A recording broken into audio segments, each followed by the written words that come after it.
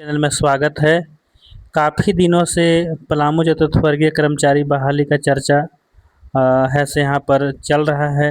विज्ञापन भी निकला था और इसकी बहाली की प्रक्रिया भी शुरू हुई थी, लेकिन ये मामला फिर बीच में अटक गया। मतलब कहने का अर्थ है कि जो विज्ञापन निकला हुआ था उस विज्ञापन में सरकार द्वारा रोक लगा दी गई और इसमें आपको टोटल जो है कि एक यहाँ पर 585 सीट खाली है। यह विज्ञापन निकल भी चुका है, लेकिन फिलहाल सरकार के आदेशानुसार इस पर रोक लगा दी गई है, इसलिए कि इसका जो डिमांड था वो परीक्षा के आधार पर बहाली होने का डिमांड था। काफ़ी अभ्यर्थी इस तरह से मांग कर रहे थे, लेकिन पलामू का जो उपायुक्त थे वो क्या कर दिए कि नहीं, इसको ऐसे मैट्रिक के अंक के आधार पर बहाली करेंगे।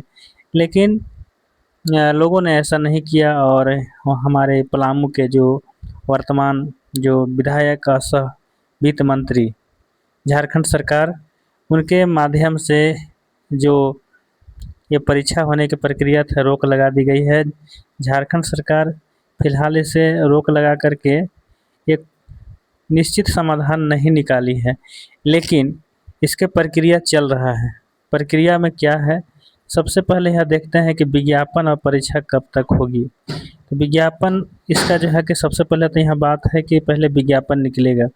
अब विज्ञापन निकलने के बाद ही इसका है से परीक्षा होगी, क्योंकि पुराने जो फॉर्म भरा हुआ है उस पुराने फॉर्म को रद्द करना होगा। रद्द इसलिए करना होगा क्योंकि जब भी कोई विज्ञापन रद्द होता है या स्थगित होता है, उसमें नियमावली में कुछ चेंजिंग होता है, तो पुराने सारे फॉर्म रद्द माने जाते हैं और उसका प्रक्रिया फिर से शुरू होती है। तो अब देखिए, जब विज्ञापन निकलेगा उसके बाद परीक्षा के यहाँ पर घोषणा होगी। अब परीक्षा में क्या सिलेबस होगा ये बहुत ज़्यादा मेजर नहीं है, क्योंकि परीक्षा का सिलेबस जो भी होगा, मैथमेटिक्स होगा, हिंदी व्याकरण होगा, विज्ञान होगा, रीजनिंग होगा, जीके होगा, करंट अफेयर होगा, बस इसी तरह के क्वेश्चन होंगे। और लेकिन इस बार का जो लेवल होगा पिछले से लेवल थोड़ा सा हार्ड होगा। पिछले का जो परीक्षा जो 2010 में जो विज्ञापन निकला था उसका जो लेवल था क्लास 8 का था, लेकिन इस बार का जो लेवल होगा आपको 10th लेवल का होगा, क्योंकि अब 8वां पास का वैकेंसी नियमावली झारखंड से समाप्त हो चुका है। अब 4th ग्रेड के लिए कम से कम मैट्रिक पास होना अनिवार्य होगा। अब देखिए यहाँ पर अब क्या है मामला, यहाँ पर है कि नियमावली अभी कहाँ फंसा हुआ है।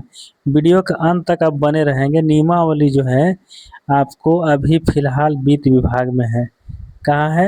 वित्त विभाग में क्लियर होने के बाद ये जो है कि आपको कैबिनेट में जाएगा और कैबिनेट में पास होने के बाद विज्ञापन तुरंत निकलेगा। ये नियमावली जरूर है से आपको झारखंड सरकार इसको बनाएगी, लेकिन विज्ञापन फिर भी आपको जिले स्तर पर ही निकलेगा। ये मतलब फिर से ऐसे में उपायुक्त जो है कि विज्ञापन जारी करेंगे, फिर आवेदन जमा होगा, उसके बाद है से इसका प्रक्रिया प्रारंभ होगी। अब देखिए यहाँ पर देखना ये है कि जो पहले से आवेदन कर चुके हैं उनका क्या होगा। अगर पहले से आवेदन कर चुके हैं तो हो सकता है कि उनका फ़ी में छूट मिल सकता है। मतलब जो एक बार जो फ़ी जमा कर चुके हैं दोबारा फ़ी उनको जमा नहीं करना होगा। तो इस तरह से मतलब कहने का अर्थ ये हुआ कि इस तरह से मिल सकते हैं, कुछ लफड़ा हो सकते हैं, लेकिन कोई भी अभ्यर्थी उतना लफड़ा क्यों लेगा, वह अपना फीस चुका करके फिर से फॉर्म भरेगा। तो ये क्लियर हो गया कि अभी हमारे जो पलामू चतुर्थवर्गीय कर्मचारी का जो नियमावली बनने की प्रोसेस है वो आपको वित्त विभाग में है। वित्त विभाग वह जैसा ही कर देता है, मतलब कहने का अर्थ यह है कि आपको प्रोजेक्ट भवन, आपको वित्त सचिव, कार्मिक, ये जो है कि यहाँ पर आपको ऐसे पड़ा हुआ है, वहाँ पर क्लियर होने के साथ तुरंत ऐसे डाल्टनगंज मतलब यहाँ पर पलामू उपायुक्त को भेजा जाएगा और भेजने के बाद विज्ञापन की प्रक्रिया तुरंत शुरू की जाएगी। लेकिन जो अभ्यर्थी परीक्षा की तैयारी कर रहे हैं वो बिल्कुल तैयारी करते रहें और मेरे चैनल को सब्सक्राइब अवश्य कर देंगे, क्योंकि आपको बीच बीच में इस तरह से नोटिफिकेशन अवश्य मिलेगा। धन्यवाद।